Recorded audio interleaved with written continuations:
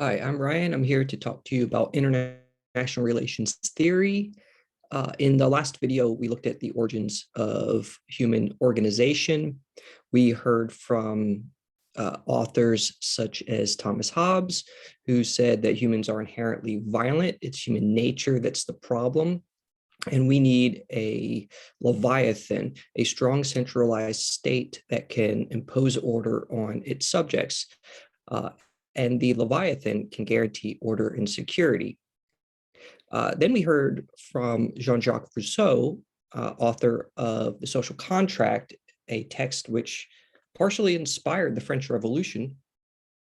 And he says, no, no, no, human nature is not the problem. Human beings are naturally predisposed towards compassion. And the problem is not human nature, it is private property.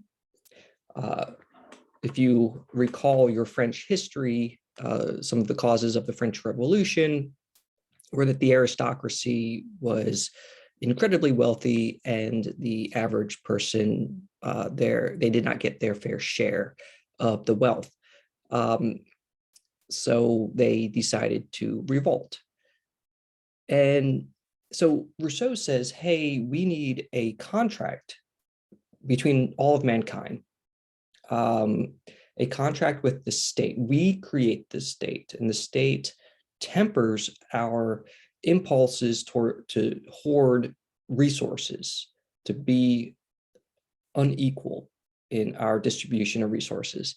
Um, so the state is restrained in some capacity.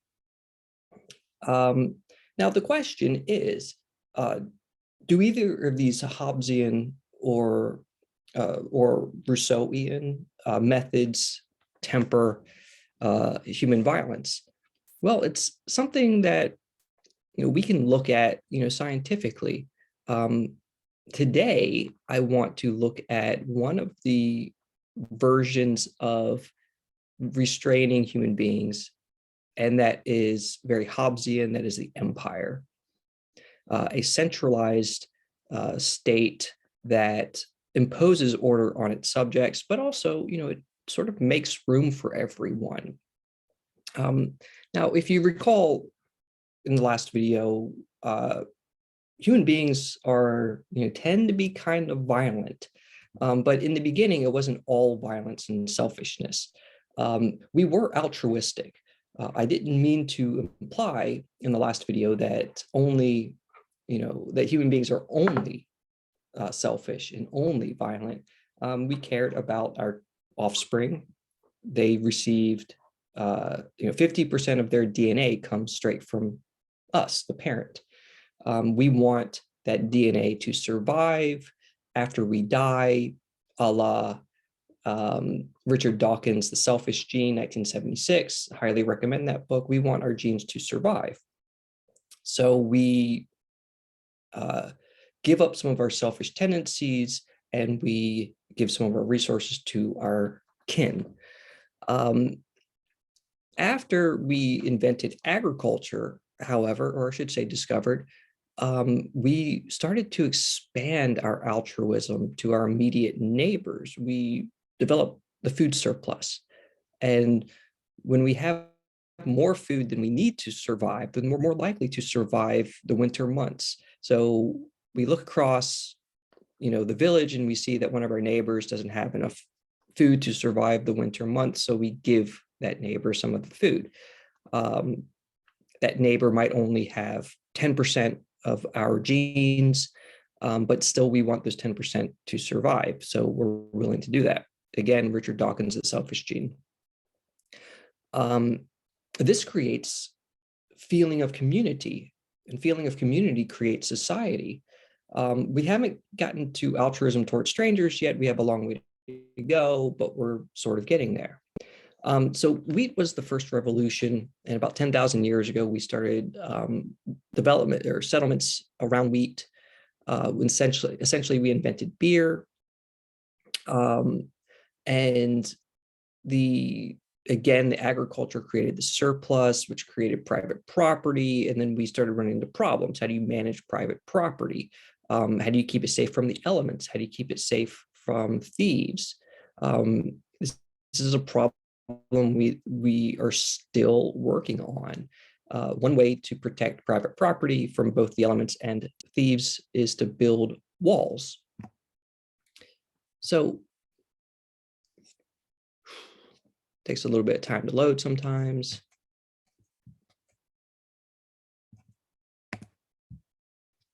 So we can look at a couple of societies that built walls or did not build walls. And we can say, what role did a wall play or not play? The answers are ambiguous because the evidence is ambiguous. Let's look at Jericho, which is in modern day Israel, around 12,000 years ago, until about 3,500 years ago. The society built walls around the village because it was built on a river, and the river flooded and would wash away some of their crops. So, makes sense. It's raise the earth a little bit, protect our crops. The problem is that neighbors saw this wall and said, what are they doing behind that wall? Let's sack the place. Make sure they're not trying to build an army and going to attack us. So maybe the walls don't offer as much protection as we think. Maybe they lead to war. So now let's ask the question, do walls lead to war? Again, the answer is ambiguous because the evidence is ambiguous, but we can look at Çatalhöyük in Turkey. It didn't last as long as Jericho, but it was never sacked. And one of the interesting things about it is that there was no walls built around the city. There were walls built around rooms within the city, but not around the city. And the society was very similar to Jericho. They produced the same goods. They had the same number of neighbors, but they just didn't build a wall. So they never went to war. So we're not really sure what role walls played. They protect against the elements, yes, but they might lead to war. Do they lead to war? If you don't have one, will you be safe from war? We don't really know. But either way, sacking was going on, and surplus needed to be guarded somehow. Sargon of Akkad came up with this great idea, let's build an empire. So he started, sending his military out and conquering surrounding territory. Creates an incredible buffer for Akkad. If all of this belongs to you, Akkad's pretty safe. Your neighbors in Byblos have to travel a long way, 400 kilometers before they can get even to your territory. So Sargon invented the empire, and he did this by accumulating land, by conquering it. And he used, the gods, the Sumerian gods, to justify his mandate. This created order and security. Everyone was an Akkadian now. Instead of every town and village had their own identity, now everyone was Akkadian. Very useful. So why were they appealing? Why did people like being Akkadian? Well, there's no politics. You didn't have to argue about anything. You just submitted to Sargon. If you didn't, you faced exile, or worse, execution. There was religious justification. So there's no legitimate opposition. Who are you, a mere mortal human being, to deny divine mandate? There was practical advantages. Empires don't regularly come in contact with each other. So there wasn't as much international, for lack of a better word, international wars going on. There was intermittent diplomacy. That was something that was sort of new. you could be diplomatic because your empires weren't in, regular contact. So there's less war, which makes diplomacy more likely. The effects were outstanding. Sense of community. There was order. There's less war. Once you submitted to the Leviathan, you were safe. And if someone wrongs you, Akkad just sent his military in and they executed the guy. Again, it was anti-politics. You don't have to bicker over who gets what, when, and how much if there's a centralized, Leviathan deciding all of this stuff. Ontological security, the security of feeling secure in the self, the identity of you, increased for both the dominant and subordinate groups. We're all Akkadians, whatever, the Sumerian religion was, the dominant people felt secure in that. They had Sargon there leading the way, but Sargon made room for all of the minor religions. Markets just perform better in centralized Leviathan type governments. Communications are more efficient. Very, very appealing to live in an empire. Along comes several hundreds of years later, comes Alexander the Great. He's 32, he's gay, he lived an incredible life in a very short period of time. Didn't spend much time on the throne because he was constantly on the road, building his empire. Again, we're all Alexandrians. Here's Alexandria. We're all Alexandrians. We're not Medians. We're not Persicians. We're not Phoenician. We're all Alexandrians. We all live under the same rules. Very, very appealing. Later empires, we had the Spanish Empire, which, ruled most of present day United States, most of Central and South America.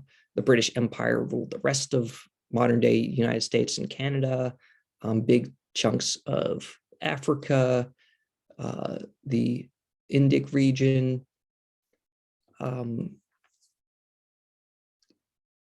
In the 60s and 70s, the empire started to collapse. The Spanish Empire collapsed well before then, but the British Empire really started to fall apart after World War II.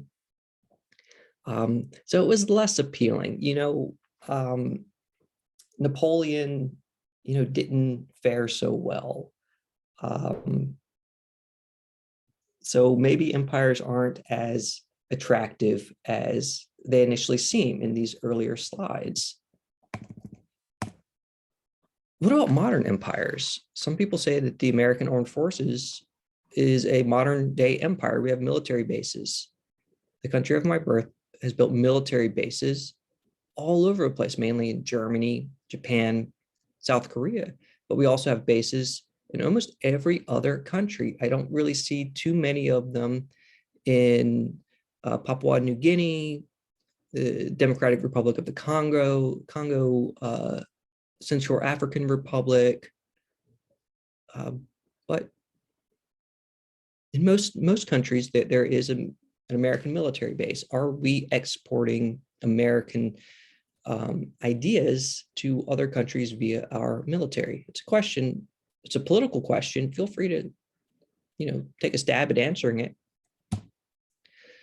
But there are problems with the empire. The borders are unstable. There's this paradox of you have to expand to survive. But as you expand and take on more and more territory, you risk collapsing. Think of any empire in history. At some point, it faced a crisis of overexpansion, and maybe it didn't survive that crisis. How do you accommodate new groups? When you take on more and more groups, let's say you start off with 5, then you expand and you take on another 5, then you expand and you take on another 50 groups. It becomes very difficult. What about the succession of leadership? When the emperor dies, let's say you have a good emperor who's been emperor for 20 years. What happens when he dies? Throughout history, there's been crises following the death of a good emperor. Some other questions to ask yourself: what is today's empire? Is it territorial, or is it just conceptual? Does the United States, is it imperialistic, as in it goes into other countries and tries to take over territory, or maybe purchase territory, and as our military might be doing? Or is it conceptual? Are we exporting Hollywood? Are we exporting Coca-Cola, McDonald's? I've been to a lot of different countries, and there's McDonald's in each and every one that I've been to.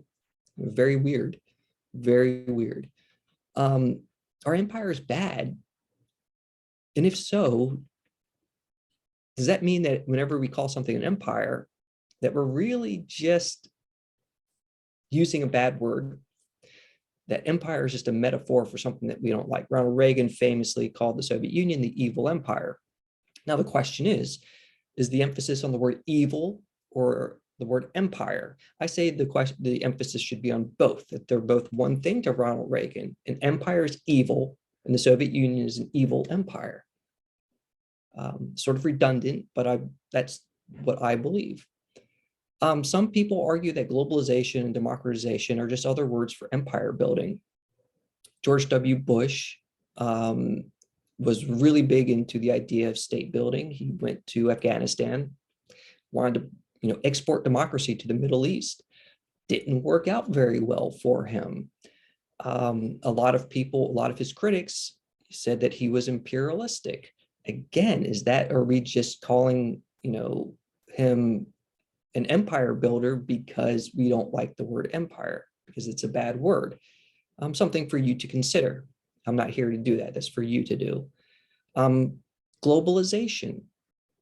When we export McDonald's everywhere, we're taking a piece of culture that existed in country A and putting it in country B. And now, as people consume McDonald's in country B, they're consuming a little bit less of their own culture. Part of their culture dies as a result. So we're still not to international relations. But I've left you with a lot of questions to ponder. Are empires good? Do they protect people? Would they work today? Do we have them today? Did George W. Bush engage in empire building when he started the global war on terrorism? Was the Soviet Union an evil empire?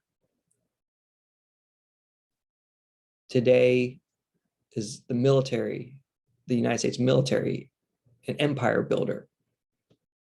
Is globalization, democratization, are those things synonymous with the empire?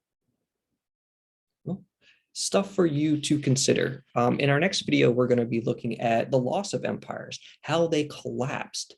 A major text that we're going to be looking at is Thucydides, this guy right here. His book, History of the Peloponnesian War. My copy is from 1963, probably the 10,000th edition by the time you get to the 1960s. He was an Athenian general who witnessed how the Peloponnesian War started, the war between Athens and Sparta. And he came up with a very novel answer to the causes of war based off of what he saw. So we're going to be looking at that, how the empires collapsed. Then we're going to segue into the 30 Years' War, the war between, within Europe, that, it asked the question, what role does the Holy Roman Empire play in Europe? Should we kill God? And that's a question that Europe grappled with and Europe found an answer to. And through that answer, developed the state, the Peace of Westphalia. And through the development of the state, which is a piece of paper with some signatures on it, emerges anarchy. And inside of anarchy is where international relations is made possible. Thanks for watching. Until next time, see ya.